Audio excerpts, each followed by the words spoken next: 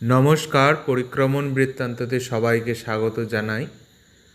আজ আরও এক নতুন একটি ভিডিও আপনারা দেখবেন পরিক্রমণ বৃত্তান্ত চ্যানেলে। আজকে দেখছেন বাঁকুড়া জেলার নাড়িচা গ্রামের দেবী সর্বমঙ্গলার মন্দির। বাঁকুড়া জেলার একদম জামকুড়ি ব্লকের কাছে পাত্রসায়র থেকে এগিয়ে নাড়িচা বলে একটি গ্রাম রয়েছে। দ্বারকেশ্বর নদীর একেবারেই তীরবর্তী সেই নদের ধারে এই মন্দির রয়েছেন দেবী সর্বমঙ্গলা। এই সর্বমঙ্গলার দেবীর মন্দিরে মা দশভুজা এবং মা অষ্টভুজা দুর্গার প্রাচীন দুটি বিগ্রহ রয়েছে।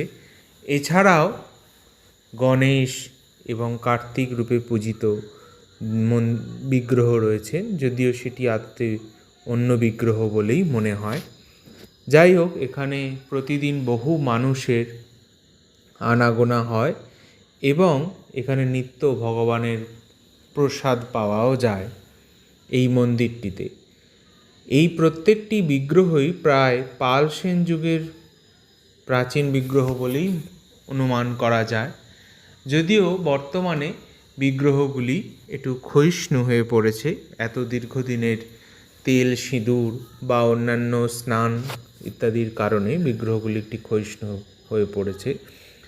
যদিও ভারী সুন্দর গ্রাম্য পরিবেশে একদম দ্বারকেশ্বর নদীর তীরে এই মন্দিরে, ছোট্ট মন্দিরটি খুব সুবিশাল নয়, মন্দিরটি ছোট, কিন্তু গ্রাম্য পরিবেশের এই অপূর্ব সুন্দর মন্দিরটি অত্যন্ত আকর্ষণীয়, যা এই গ্রাম্য পরিবেশের কারণেই মন্দিরটির তাৎপর্য এবং